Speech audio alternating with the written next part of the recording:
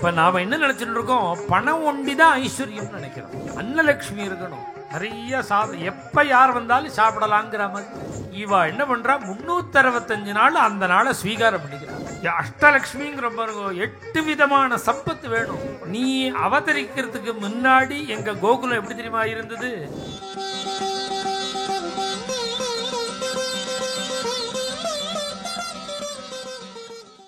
இங்க கிருஷ்ணாவதாரம் பண்றதுனால நமக்கு என்ன பிரயோஜனம் வீட்டுக்குன்னா,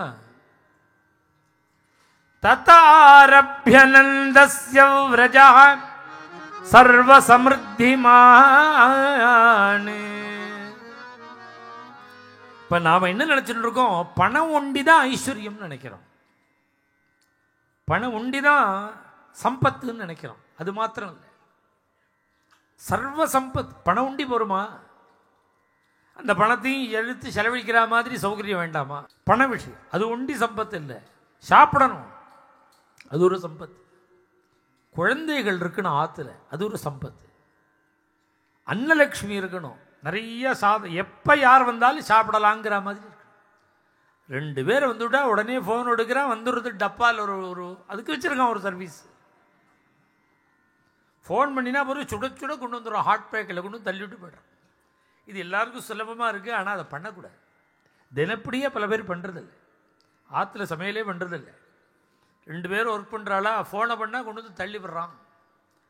அது மாதிரி கூடாது. உனக்கு சமையல் முழுக்க பண்ண முடியலையா, ஏதாவது ஒரு ஒரு அரை கிலோவாவது சாதத்தை வடி, அதை சாப்பிட்றதுன்னு வச்சுக்கோ. ஏன் அப்படின்னா, ஆற்றுல அடுப்பு மூட்டாமல் வெளியிலேருந்து சாப்பாடு வரணுங்கிறது ஒரு சந்தர்ப்பம்தான்.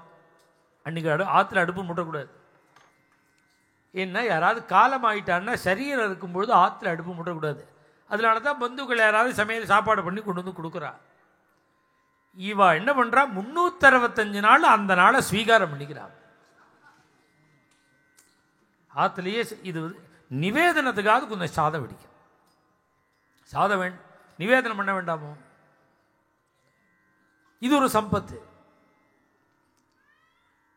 அஷ்டலட்சுமிங்கிற பாருங்க, 8 விதமான சம்பத்து வேணும். குழந்தைகள் வேணும், நிறைய கோடி கோடியா பணம் இருக்கு. கடைசியில் யார் எடுத்துன்னு போகிறான்னு தெரியல, யாருக்கு போகிறதுன்னு தெரியல, வாரிசு இல்லை. அது மாதிரி எத்தனை பேர் இருக்கா, சந்தான பாக்கியம் வேணும். இதனால சம்பத்துங்கிறது ஒன்றும் இல்லை, எல்லாம் சேர்ந்துதான்.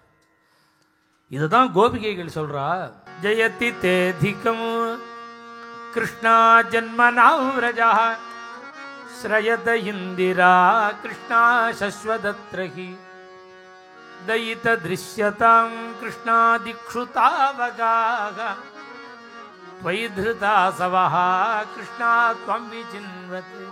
கிருஷ்ணா, கோபிகா கீதம் முதல் ஸ்லோகமே. கிருஷ்ணன் மறைஞ்ச உடனே கோபிகைகள்